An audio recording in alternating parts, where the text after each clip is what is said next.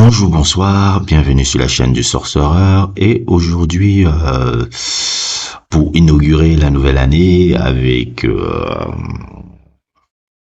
un sujet un peu différent, un peu de sujets édition sportive. Je vais commencer à parler de basket parce que pour ceux qui ont suivi mes sujets sur le foot, je vous ai toujours dit, ma autre passion aussi, c'est le basketball. Et pour vous dire vrai aussi, je pratique du basket. Je pratique du basket depuis l'âge de 13 ans. Je ne dis pas que je suis le meilleur basketteur possible, mais je me débrouille pas mal dans ce sport-là. Dans la mesure où j'ai eu à jouer un peu dans ma vie ce sport-là. Et je dois avouer que c'est beaucoup plus à l'âge avancé maintenant que je joue mieux que quand j'étais jeune. Pourquoi? Parce que moi, généralement, j'étais beaucoup plus influencé par le style. Si vous me voyez jouer, il y a 3 joueurs, je crois 4 joueurs dont j'ai vraiment le style. Je dirais Predrag Stojakovic, Reggie Miller, Rip Hamilton et peut-être Drazen Petrovic. Oh oui, c'est pas des noms, c'est pas Kobe, c'est pas Jordan que j'essaie d'imiter. C'est plus ces gars-là parce qu'ils conviennent plus à mes qualités parce que j'ai un super shoot. C'est pas si j'avais des vidéos, je vous sortirais ça. C'est un peu énervant de parler de soi sans avoir de preuves pour montrer un peu, mais on va faire avec. Euh, je m'identifie beaucoup plus à ces joueurs-là. Ouais, je joue un peu plus comme un haut blanc, on va dire, parce que j'ai pas forcément des skills et un athlétisme. Je suis pas très athlétique, donc j'ai dû compenser ça avec ce registre-là. Et Predrag Stojakovic, Reggie Miller, Rip Hamilton et Drazen Petrovic sont des joueurs là. Je suis très fan des joueurs européens parce que justement les joueurs européens, ils n'ont pas forcément le physique, mais le QI basket de ces gars-là sont très élevés. D'ailleurs même, la personne qui est sur la photo, comme vous le voyez sur l'article qui sort là, le disait lui-même que les Européens sont beaucoup plus skills que les basketteurs. Oui, c'est lui qui l'a dit. Hein. C'est le monsieur que vous voyez sur la photo là qui l'a dit. Je ne invente rien. Vous voyez l'article là. Je le disais tout le temps. On m'insultait de con. Quand j'ai vu que lui aussi il l'a dit, j'ai dit bon. Great mind, no, les grands esprits comprennent toujours certaines choses que les normies ne comprennent pas. Donc, je suis très influencé beaucoup plus par les basketteurs européens. Il faut le dire aussi, Kobe Bryant, à la base, sa base de formation, c'est pas une base de formation américaine, c'est une base de formation italienne. C'est quelqu'un qui est né en Italie. Il a grandi avec les fondamentaux européens. Voilà, avant de revenir aux États-Unis et au tout. Mais pendant ses premières années basketball, et il le dit toujours, que ça a été une chance pour lui d'avoir grandi en Europe et puisque son père jouait en Europe à cette époque-là, d'avoir grandi en Europe et d'avoir eu vraiment les fondamentaux, que ça l'a fondamentalement aidé dans sa carrière. Les fondamentaux qu'il a appris en Europe quand il était jeune l'ont servi aux autres et tout. Et il était un très grand critique des formations AAU. Les formations AAU, c'est les formations un peu prestigieuses, un peu là on prend souvent les meilleurs basketteurs les meilleurs basketteurs un peu du pays, les jeunes meilleurs basketteurs du pays, un peu des régions différentes qui se rencontrent un peu dans ce truc de AAU qui est un peu, on va dire un peu l'antichambre avant que tu partes à la draft. C'est un peu comme ça que ça se passe là-bas. Et l'autre le disait tout le temps, Kobe Bryant, qu'il supportait pas. Et l'avenir lui a donné raison. Il disait même déjà que dans 5 ans, 10 ans, ce sont les Européens qui vont dominer la NBA. On est là maintenant. Preuve en est qu'il avait totalement raison. Totalement raison, parce que c'est un great... Comme je vous l'ai dit, moi, j'aime pas seulement les basketteurs, pour les sportifs, quand ils sont dans leurs skills. J'aime le mind qu'ils ont. Et Kobe Bryant est l'un des plus grands minds de l'histoire, l'un des plus grands esprits de l'histoire du sport et de ce sport-là, le basket. Et je dois avouer, je dois être honnête, je ne suis pas je suis pas un fanatique de Kobe Bryant. mon admiration de Kobe Bryant est venue après sa mort. Après sa mort, c'est là où je commençais à fondamentalement m'intéresser à qui il était. Je dois vous avouer que pendant sa carrière, il m'agaçait beaucoup. Il m'agaçait beaucoup parce que je le trouvais énormément solo, énormément égoïste, un peu dans sa façon de jouer, énormément de trucs. C'est en m'intéressant à sa vie, sa carrière, à sa vision du jeu. Je pense que ce livre-là, de Mamba Mentality, là, de Way I Play, de How I Play, est un livre fabuleux, fabuleux pour comprendre vraiment l'esprit sportif de Kobe Bryant. C'est un magnifique bouquin que je vous recommande à chacun. Surtout fan de basket doit avoir ce bouquin. C'est un puits de science par rapport à non seulement son parcours et ce qu'il a appris de son parcours. C'est magnifique pour des geeks de basket. Ah ouais, vous allez jouir. C'est un truc que quand je l'ai lu 2-3 fois, c'était magnifique. Et comme je vous l'ai dit, avant sa mort, moi je savais pas forcément des trucs sur Kobe Bryant, parce que moi à la base même, déjà je dois avouer, même si c'est un truc que je vais essayer de faire un sujet sur ce truc, moi mon personnage préféré de l'histoire du basket américain, mais même de l'histoire du basket tout court, mais de l'histoire du basket américain en particulier, c'est pas Michael Jordan, c'est pas bon, Kobe Bryant il est entré maintenant, mais c'est Isaiah Thomas. Je suis un fan absolu d'Isaiah Thomas, pas forcément par le style de jeu, mais l'histoire que ce mec raconte. Je crois que pour moi, l'une des histoires les plus inspirantes du basket, c'est l'histoire d'Isaiah Thomas. Isaiah Thomas et les Detroit Bad Boy Pistons sont mon équipe préférée de tous les temps. S'il y a une équipe que j'adore dans l'histoire de ce jeu-là, c'est les Bad Boys de Detroit de Pistons. Je me rappelle un peu, il y a une connaissance un peu, je lui disais que j'étais fan de trucs, il m'écarquait les yeux, il dit mais qu'est-ce que tu aimes chez ce mec? Et Isaiah, je dis Isaiah pour moi c'est quelqu'un qui a réussi l'impensable. Un mec qui est un franchise player de cette meneur de jeu, de cette taille, qui arrive à faire 3 finales de NBA consécutives, 2 qui gagnent, et qui arrive à gagner dans une ère là où il y a Larry Bird, Michael Jordan et Magic Johnson, c'est le seul homme sur Terre qui peut dire qu'il a battu ces 3 gars-là, qui sont des dieux dans l'univers basketball américain, mais même dans l'univers basketball tout court. Il n'y a qu'un seul homme qui peut dire qu'il les a battus là, c'est ce Isaiah. Et en plus, je dirais ceci, les Bad Boys Pistons, ce sont des mecs pour moi l'équipe la plus impactante de l'histoire de la NBA.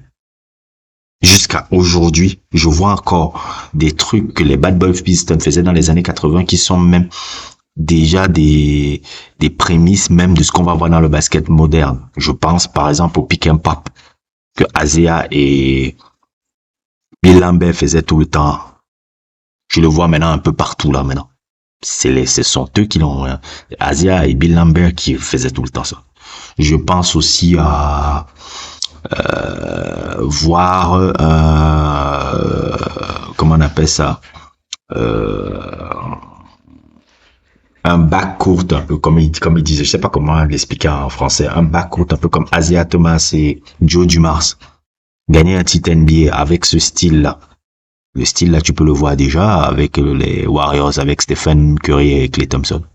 Stephen Curry et Klay Thompson, c'est une version moderne un peu de Isaiah et Joe Dumars déjà. C'était inattendu de voir des mecs de 1m73, 75 qui sont un backcourt d'un shooting guard et un point guard, comme ils disent là-bas. Gagner un titre NBA. De cette taille, de cette stature, de ce truc, c'était très nouveau. Les seuls qui ont réussi à faire ça après, c'était Stephen Curry et Klay Thompson. Et plein d'autres éléments encore. Je pense encore à l'émergence un peu d'un personnage un peu comme Rodman qui a montré qu'on peut avoir comment on appelle ça, un ailier fort qui est juste concentré sur le rebond. La preuve en est, regardez comment les Bulls encore ont repris ce système-là en 96, à partir de 96 après ça. Donc, moi, cette équipe-là, elle est incroyable. J'adore l'histoire de cette équipe, j'adore tout ce qu'elle représente, j'adore tout ce que Asia représente. Asia, pour moi, est le plus beau personnage de l'histoire du basket jusqu'à aujourd'hui. Qu'importe ce que disent les médias et qu'importe ce que ce monsieur a la jaunisse sur les yeux, qui n'est qu'un rageux, qui est milliardaire, mais rageux parce que le mec te tabassait comme pas possible dans les années 80. Bref, je fermerai la parenthèse dessus. Je le développerai sur un autre sujet. Donc, Kobe Bryant, franchement, est un grand personnage de l'histoire de ce sport-là, parce que son histoire aussi m'inspire, parce que c'est quelqu'un qui, à la base, comment dire un peu ça, c'est vraiment un passionné de basket, on va dire un peu ces trucs, mais c'est vraiment un geek de basket. C'est même un geek tout court, ce gars. S'il n'y a pas plus geek que Kobe, si quelqu'un vous dit Kobe, le mot nerd convient et tout, dans sa manière de disséquer ce jeu, dans sa manière de comprendre ce jeu, il était l'un des esprits les plus brillants de ce sport. Et je fais souvent là le parallèle au foot. Quelqu'un qui ressemble au foot, deux gars qui ressemblent au foot à ce mec-là, pour moi, c'est Kylian Mbappé. Kylian Mbappé, par exemple, un peu a une mentalité un peu qui me rappelle celle de Kobe. C'est-à-dire le passionné de foot qui dissèque un peu son sport et dissèque un peu son jeu et utilise, comment on appelle ça? Utilise la voix d'un personnage qui va l'inspirer justement pour devenir cette légende-là. Pour atteindre la postérité. Mbappé a utilisé Cristiano Ronaldo. Kobe a utilisé ce qui, vous savez, Michael Jordan et tout. Et dans cette manière et de ses facultés de s'inspirer non seulement de Jordan, mais pas que, hein. C'est vraiment inspiré de tellement de gens. Son jeu off-ball qu'il a développé à la fin, là, de sa carrière. Là où il expliquait même ça dans son truc, la Kobe Details, là, qui est un très beau truc que je vous recommande à regarder, là où il arrivait à disséquer un peu des joueurs, un peu les lacunes de certains joueurs actuels et tout. Là, c'était un truc excessivement exceptionnel quand il faisait ça. Il regardait vraiment des mecs comme Rip Hamilton ou Reggie Miller. Son pull-up de jump qu'il avait commencé à développer là, c'est Reggie Miller en passant vraiment on va dire un peu je pense les vacances 99-2000. Travaillait avec à côté de Reggie Miller pour apprendre. C'était qu'un étudiant, sa défense, à un moment donné, comme vous le voyez sur cette vidéo, il regardait beaucoup Gary Payton. Vous voyez un peu sur le truc de All-Star, là, il pose des questions à Gary Payton sur son type de défense, qu'est-ce qu'il fait, qu'est-ce qu'il truc et tout. Dans ce genre de mec-là, moi j'adore. Je ne savais, à sa carrière, à l'époque où moi j'ai grandi, on n'avait pas encore Internet comme maintenant, pour disséquer les gens, surtout pour des gars comme moi qui aiment disséquer les gens, pour disséquer un peu les mentalités et les personnalités des gens. Et le moment à sa mort, quand j'ai commencé à regarder un peu, j'ai dit, mais ah merde, c'est vraiment un personnage passionnant, quoi. Passionnant dans l'histoire de ce sport. Passionné, une véritable légende de ce sport. Je pense parfois, je dirais pas son excès d'ambition, mais son côté geek un peu lui jouait des tours, parce que comme tout bon geek, les geeks ont souvent un peu des problèmes sociaux. Kobe n'en parle pas. Kobe Bryant, c'est quelqu'un qui était pas, c'était quelqu'un c'était pas socialement le mec le plus cool qui soit, hein, faut pas croire, hein. Kobe Bryant, il était, je veux pas dire le mot, je vais dire un peu weirdo, hein. C'était quelqu'un qui restait tout seul dans son coin. Il avait du mal un peu socialement, ça l'a joué beaucoup de tours au début de sa carrière. Notamment ses premières années à Los Angeles Lakers. Il aimait beaucoup rester seul, parlait pas beaucoup avec ses coéquipiers, n'échangeait pas beaucoup avec ses coéquipiers. Parfois prenait même ses coéquipiers comme des adversaires. Donc, il avait une attitude un peu, généralement, du geek, parce que je dirais toujours les gens les plus arrogants dans la vie que tu vas rencontrer, ce sont les geeks. Et ça participe un peu, ça a participé un peu à parfois un côté qui pouvait être très agaçant. Mais c'était quelqu'un qui voulait marquer l'histoire. Ça, c'était vraiment passionné par le jeu. Vous savez, ce qui me dérange, moi, généralement, avec les joueurs professionnels, hein, que ce soit sur le foot et le basket, tu as l'impression qu'ils sont doués dans un métier. C'est comme un peu le truc que j'ai vu chez Adi Rami dernièrement, là, que j'ai levé la tête, j'ai dit, mais ça se voyait, mais quand Adi Rami dit il s'intéresse pas à l'histoire du foot, qu'il a joué professionnel parce qu'il aime jouer au foot et que bon, voilà, ça a été aussi une ouverture d'un tremplin socio-économique pour lui. Mais, tu vois, ça me désole un peu de voir un mec quand il balance que oui, Maradona, bon, je regarde Maradona comme ça, l'histoire du foot, je ne sais même pas qui est Michel Platini.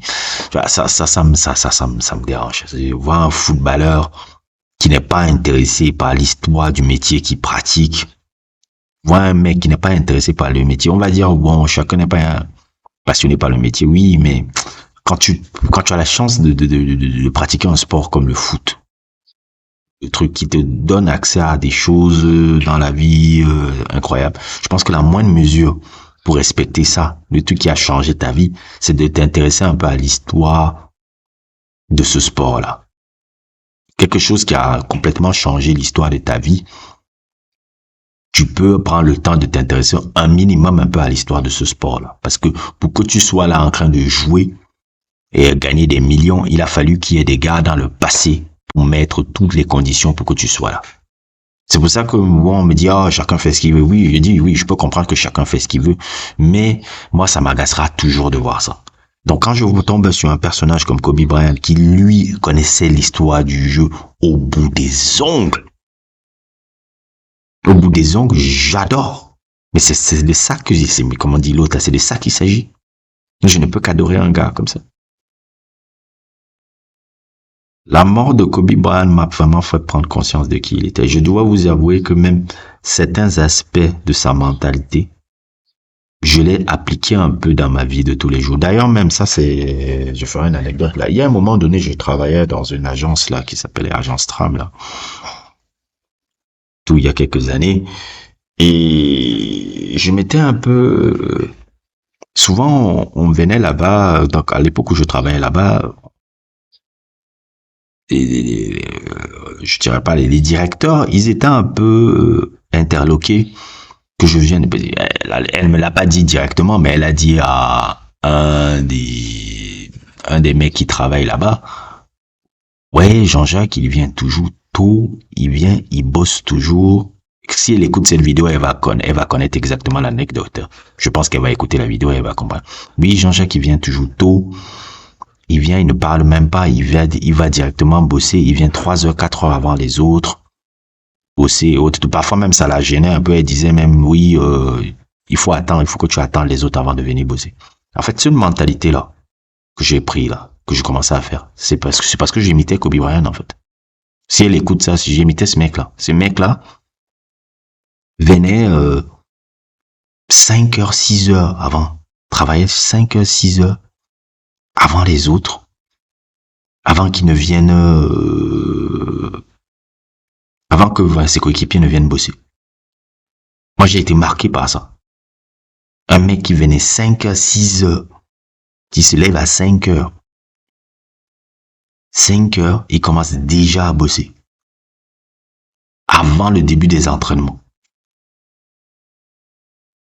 Ce mindset incroyable qu'il a développé là, et qui lui a été inspiré quand il était petit par le film Rudy, dont j'ai fait un peu un petit interlude un peu dans la séance du sorcereur un peu. Si vous ne l'avez pas vu encore, allez regarder un peu ma petite chronique que j'avais fait sur ce film. Et ce film-là l'a fondamentalement inspiré à devenir là. Parce que Rudy, c'était l'histoire de ce jeune gamin qui n'avait pas forcément eu de gros talent pour être inscrit dans une académie prestigieuse un peu, où il pouvait jouer au football et essayer de cravacher, dur pour pouvoir arriver à être même jouer ne serait-ce que quelques minutes dans cette université prestigieuse de football.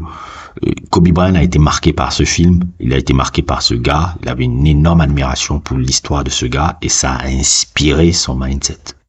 C'est pour ça que je dis souvent les gens qui se moquent un peu en disant le cinéma ne n'apporte rien, mais le cinéma peut changer ta vie.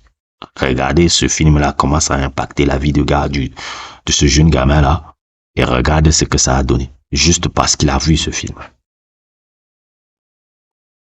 Et ben moi ça m'a marqué de faire ça.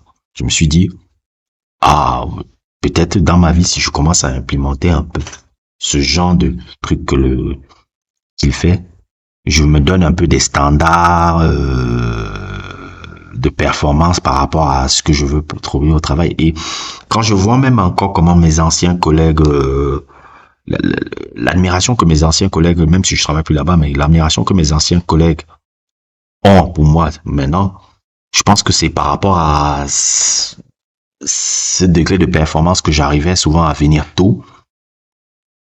Je travaillais déjà avant les autres employés. Et quand les employés me voyaient que j'avais déjà été là pendant 3 heures, 4 heures, ce que ça faisait que les autres employés avaient envie de travailler encore plus. Parce qu'il dit, merde, lui il est déjà venu à 4 heures là et autres et tout. Il a commencé, il est déjà même en train de transpirer, déjà en train de charger les caisses ou quelque chose comme ça.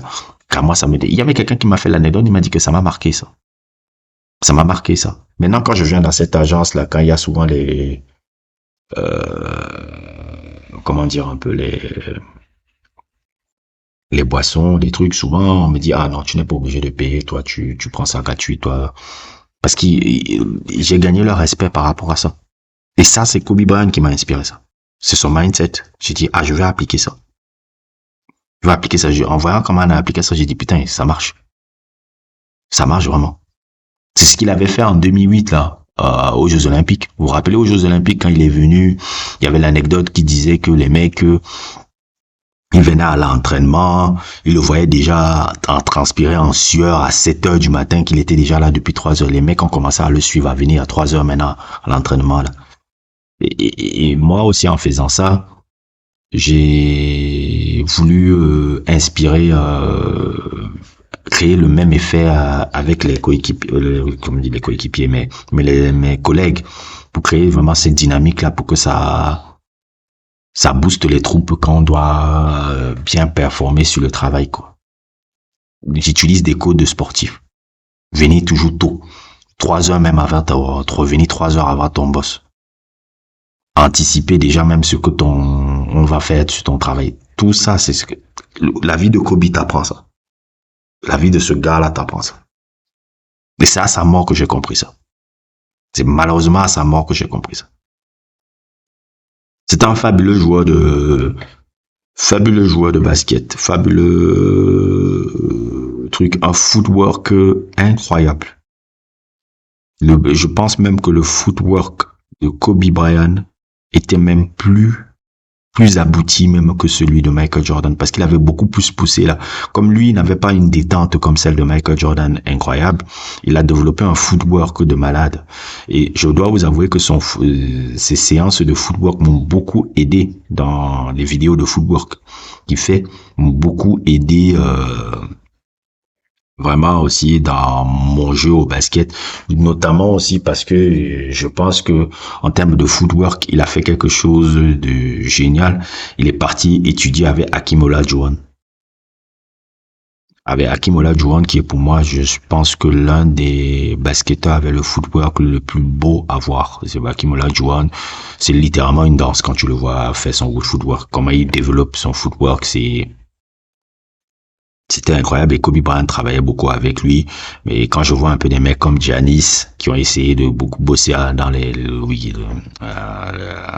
l'été un peu, l'intersaison un peu avec ce mec-là, ça dit de l'impact de ce personnage-là. Un pivot qui apprend du footwork à un arrière. C'est dire quoi.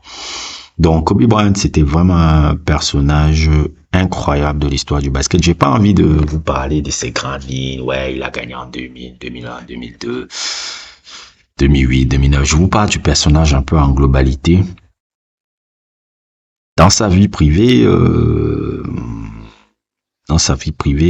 seul point noir qu'on pourra regretter un peu, c'était ce qu'il avait vécu en 2004 sur l'accusation un peu de viol, bon, qui était complètement infondé, hein, qui a failli détruire son mariage et qui a un peu aussi détruit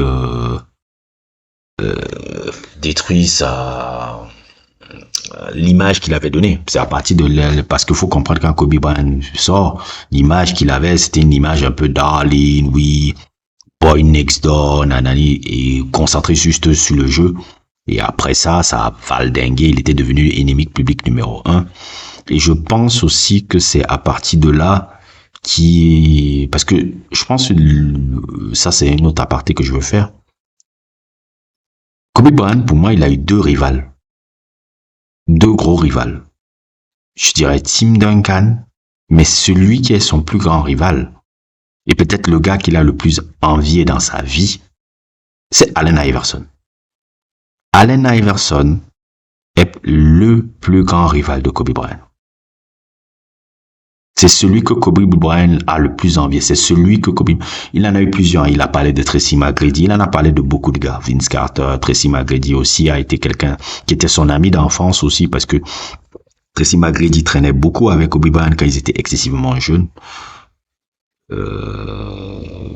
Mais Allen Iverson est celui dont Kobe Bryant était le plus obsédé. Et dont le plus jaloux même.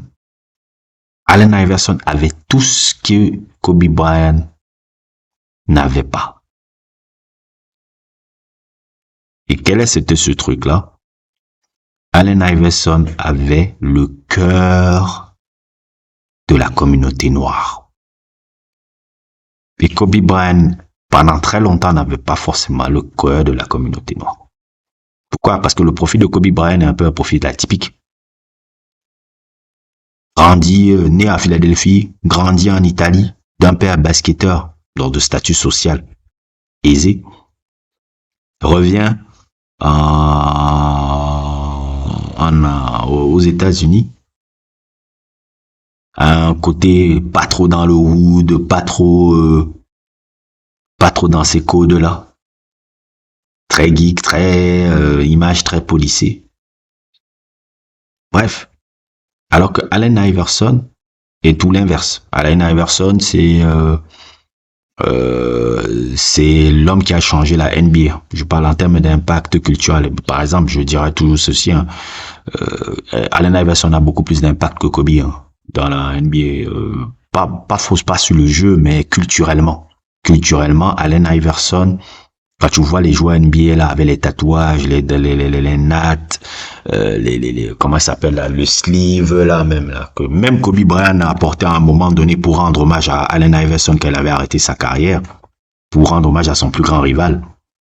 Portait le sleeve là à un moment donné dans sa carrière, c'était justement pour le rendre hommage pour rendre hommage à son plus grand rival, celui qu'il considère comme son plus grand rival, Allen Iverson. Tous ces trucs-là,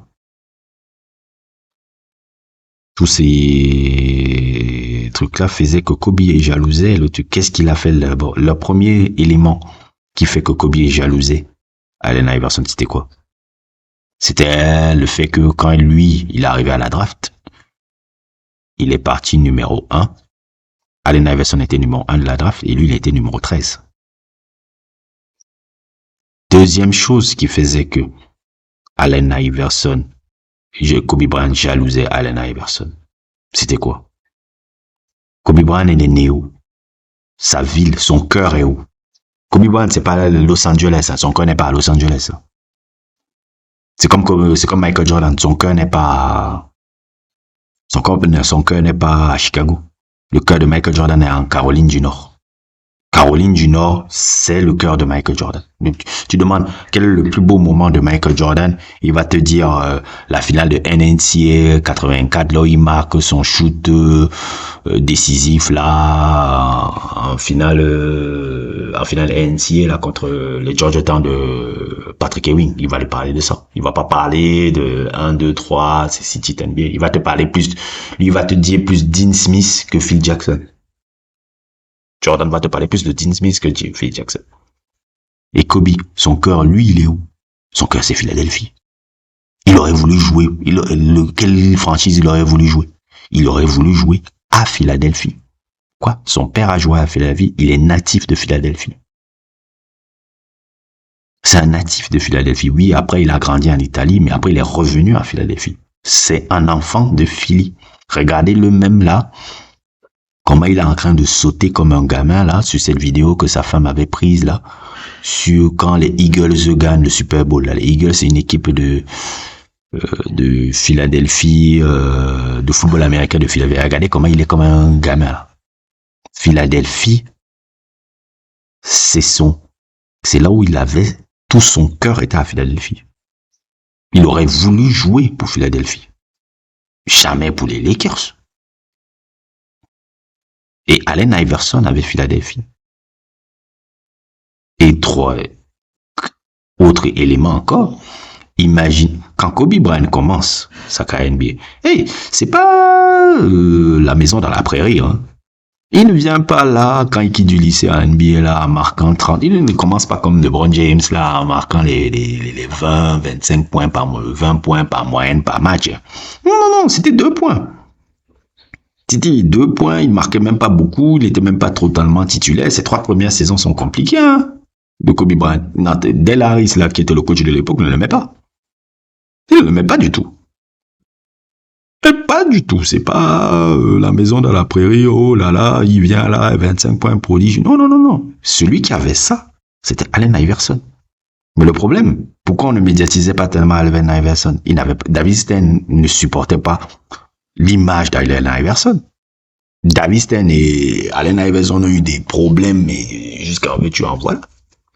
Pas l'habillement, le truc. Allen Iverson était tout ce que David Stern ne supportait pas, et Kobe était tout ce que David Stern adorait. David Stern, c'est le commissionnaire de NBA de l'époque, avant que ça soit maintenant Adam Silver, là, qui lui n'a aucune carrure. Bon, bref, ça c'est un autre sujet. Donc, Kobe Bryant était jaloux de Allen Iverson. Et autre élément encore par rapport à ça, son premier match, il fait 2 points. Allen Iverson, son premier match, il fait 30 points. Il dit même dans son bouquin que quand il a vu le match là où Allen Iverson avait fait 30 points, il avait cassé il avait cassé tous les éléments de sa chambre d'hôtel. Et je me sors encore l'article là. Allen Iverson il était obsédé par ce mec. C'était son obsession. Et en plus encore, imaginez quelle a été sa réaction quand il a vu ce que vous voyez dans la vidéo là. Le truc que vous voyez sur la vidéo là où vous voyez Allen Iverson faire le crossover sur Michael Jordan. Sachez une chose là. Le mythe Allen Iverson naît à partir de là. Le truc du crossover qu'il fait sur Michael Jordan là. Le crossover là qu'il fait là. C'est à partir de là que Allen Iverson devient Allen Iverson. C'est-à-dire que les médias commencent à connaître qui est Allen Iverson. C'est que, oh, c'est qui ce gars-là qui a fait le crossover sur Michael Jordan? Imaginez le mindset de Kobe qui est au banc aux Lakers en ce moment donné quand il voit ce gars-là être à la position il a envie d'être. Il ne peut que le dire qu'il est l'ennemi à abattre. Il peut dire qu'il est l'ennemi à abattre. C'est pour ça que quand vous voyez les finales NBA là, sur l'élément de tension là où vous les voyez tous les deux là, Kobe voulait battre Allen Iverson. Après, il y a ce match aussi en 99 dont il raconte où Allen Iverson avait donné 44 points sur sa tête. Ça fait partie de ça. La finale NBA, regardez la tension que tu peux voir Kobe par rapport à son obsession qu'il avait sur lui. Et encore, deuxième truc, le All-Star Game de Philadelphie, qui s'était déroulé à Philadelphie, où lui, l'enfant de Philly, s'est fait huer comme pas possible lors de la présentation de son nom. Et je pense que c'est la seule fois de ma vie où j'ai vu Kobe touché émotionnellement sur un terrain de basket. Quand vous regardez même la vidéo, je vais vous laisser même la vidéo là. Fans are booing you here. Does that hurt your feelings? Yeah, my feelings are hurt, man. I mean, I'm just out there trying to play and have a good time, and yeah, my feelings are hurt being from Philadelphia. What do you think the reason is? Is it simply because you're a Laker? What can you pinpoint, if anything? Your dad played here. Had your number retired at Lower Merion. They've said here that they would boo Santa Claus, but it seems to be a little ridiculous. Can you pinpoint why? No, I don't know, but all I can do is just go out there and continue to play and have a good time and support the city, in which I started my basketball career. Ah, vous pouvez la voir. Il était fondamentalement touché par ça. C'est la seule fois que j'ai vu Kobe sur un terrain de basket avoir l'image, le côté là, triste comme ça, là. Triste et presque à l'âme. Ça l'avait trop blessé. Parce que lui, il est l'enfant de Philly. Et les gars les disaient, je me rappelle à l'époque que j'avais vu ça. Hein. Mais maintenant, en recomprenant le contexte, parce que je comprenais pas pourquoi Kobe était touché comme ça. À l'époque, j'étais très petit, je ne comprenais pas du tout. C'est en revoyant maintenant le contexte, il dit, tu es l'enfant de Philly et on t'a eu chez toi et ça t'avait touché. Et en plus, il disait, non, nous, on a AI. Donc, je vous dis, l'obsession était dingue. Il était l'ennemi à abattre. Et aussi quelques sorties sur la presse un peu qui étaient un peu très malencontreuses. Donc, pour revenir maintenant encore à mon sujet de base, quand il lui est arrivé le côté vilipendé et l'ennemi public numéro 1, sa relation avec AI, même ils sont pas devenus les meilleurs amis du monde, est devenue beaucoup plus cordiale parce qu'il a compris en fait ce que Allen Iverson a vécu en fait. Parce qu'il avait souvent des mots pour Allen Iverson à l'époque qui n'étaient pas cool, je trouve. Et tout. Et Allen Iverson, il a pu arranger son comment on appelle ça, sa relation un peu avec ce gars-là, à partir de là, quand lui-même il est devenu ennemi public numéro 1. Il faut comprendre, Allen Iverson, il était ennemi public numéro 1 à l'époque là, la NBA. David Stern détestait ce mec, tous ses trucs, toute sa culture hip-hop, qu'il a amené, et il détestait ça. Il détestait ça à fond. David Stern a détesté Allen Iverson pour tout ça. Et l'image d'Allen Iverson et ses problèmes aussi, quelques problèmes de justice aussi. N'aidait pas aussi par rapport à ça. Mais après que Kobe a aussi eu sa part de pain noir, il a mieux compris ce que Allen Iverson faisait, ce qu'il vivait, et leurs relations sont devenues beaucoup plus saines après. Après, tu vois maintenant, c'était mutuel respect, mutuel truc, et chaque fois, justement, le truc symbolique que vous voyez quand il portait son sleeve aussi là pour le rendre hommage quand il avait arrêté sa carrière. C'est une manière de dire subtilement merci de m'avoir poussé à devenir le meilleur aussi, parce que sans toi, je ne serais pas devenu le gars bon que je suis devenu aussi. Et c'est un peu une belle rivalité aussi de l'histoire de la NBA que parfois les gens ne captent pas en fait. Parfois les gens n'arrivent pas à voir ça au premier abord. Puis il y a Tim Duncan aussi, par rapport à l'époque où San Antonio et les Lakers se battaient beaucoup sur la conférence Ouest, quoi. Si vous remarquez bien, dans les années 2000, San Antonio a gagné combien de titres NBA? 1, 2, 3, on va dire, 99, 2003, 2005, 2007, ils ont gagné 4. Et les Lakers, ils ont gagné 5. Dans une dizaine d'années, les Lakers ont gagné 5. Et comment on appelle encore ça? Les San Antonio Spurs ont gagné 4. C'est vraiment la rivalité NBA. de l'époque. Parce que la conférence Ouest, c'était, bon, c'est jusqu'à aujourd'hui encore, la conférence Ouest, c'était toujours la plus relevée. Avant, dans les années 80, c'était la conférence Est qui était la plus élevée. La conférence Ouest n'était pas trop élevée comme ça. Les trucs avec les Lakers de Magic Johnson, là, je parle de manquer de respect à la conférence Ouest de l'époque des années 80, mais c'était quand même du pain béni pour les Lakers pour aller en finale. Alors que la conférence Est, oh mon Dieu, t'avais les Pistons, t'avais les Philadelphie et t'avais Boston Celtics, après aussi les Bulls qui essayaient aussi d'écrire un peu leur histoire à l'époque. C'était dur. C'était dur, vraiment de... Et même l'Atlanta Hawks aussi de l'époque de Spurs Webb et Dominic Wilkins.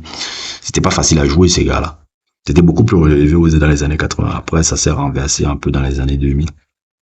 Donc, c'est un peu ça. Qu'est-ce que je voulais encore dire sur Kobe Bryant un peu? Je pense que c'est tout. Parce que comme on est presque à l'anniversaire de sa mort, j'ai voulu faire un sujet un peu sur lui. Ça va faire 4 ans qu'il est mort.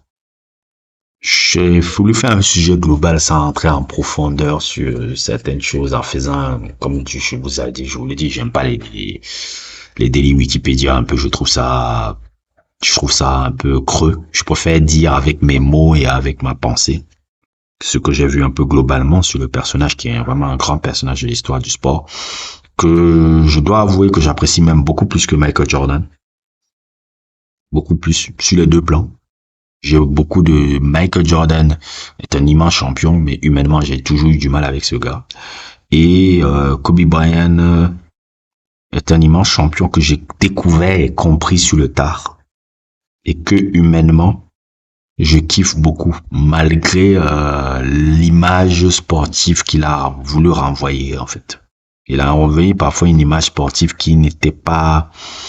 Et bon, il s'est protégé un peu, on va dire, qui n'était pas vraiment adéquate à sa réelle personnalité qui est beaucoup plus lui. Parce que quand tu vois un peu à la fin de sa carrière, sa réelle envie de transmission qu'il avait envie de faire, quand tu voyais comment il avait créé la Mamba Sport Academy où il amenait à faire un travail spécifique, que ça soit avec des joueuses de WNBA comme Candace Parker ou encore, j'oublie là, elle s'appelle Luciescu, je sais plus comment s'appelle cette une fabuleuse joueuse de WNBA là, que j'aime beaucoup.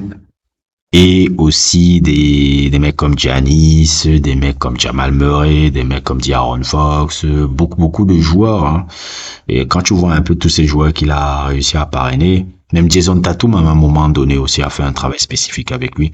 Quand tu vois tous ces joueurs qui l'ont parrainé, un peu, même Kyrie Irving, quand tu vois tous les joueurs que Kobe Bryant a parrainé là, en ce moment, regardez tous, Giannis, Jamal Murray, De'Aaron Fox, tous sont devenus All-Star, pas All-Star, mais tous sont devenus des super joueurs. Tous. Jamal Murray est champion NBA. Giannis est MVP et champion NBA. Jason Tatum est un All-Star, superstar maintenant. C'est la preuve vraiment d'un mind incroyable et je pense que son travail de transmission qu'il voulait faire là était encore plus fabuleux et haut et tout que lui. Était vraiment montré vraiment le gars fabuleux de ce sport là. C'est vraiment un des personnages que j'aime beaucoup dans l'histoire de ce sport et dans le sport en général. Un bel ambassadeur du sport, un bel ambassadeur du basket. Et sans aucun doute, une icône incroyable. Icône incroyable. Si tu m'aurais dit à 10 ans, si je disais ça de Kobe Bryant, j'avais que de l'antipathie pour lui.